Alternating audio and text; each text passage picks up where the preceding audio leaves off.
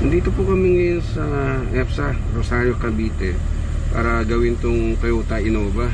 So ang problema po nito ay blackout siya. So hindi makita yung mga gauge. So dapat niya kasi makikita mo na yung gauge, yung needle, may backlight kasi yan.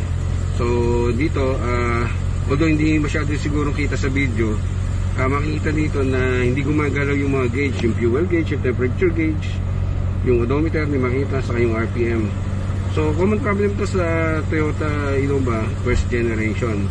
So gagawin namin dito, babaklasin namin para mabilis na matapos ito. Balikan namin na doon sa pag nagawa na yung unit.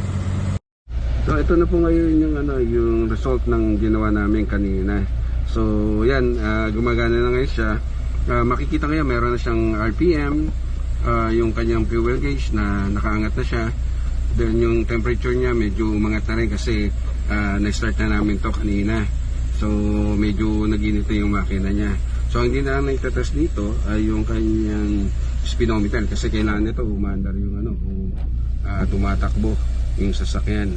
So yung odometer naman niya kita na ngayon medyo mataas lang talaga dahil nga ito ay ginagamit sa company.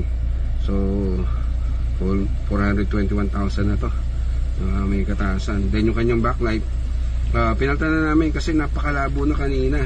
So ngayon tanghaling tapat, despite na maliwanag sa labas ay kitang kita pa rin yung kanyang gauge dahil nga pinalitan namin yung kanyang backlight.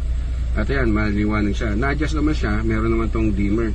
So in case na naliliwanagan sa gabi, pwede namang i-adjust yung kanyang intensity. So yung brightness niya pwede nating ibaba. Ayan, ibaba na namin yung brightness, then pwede natin increase, depende doon sa preference ng driver. So ayan, maganda na siya at gumagana ng lahat.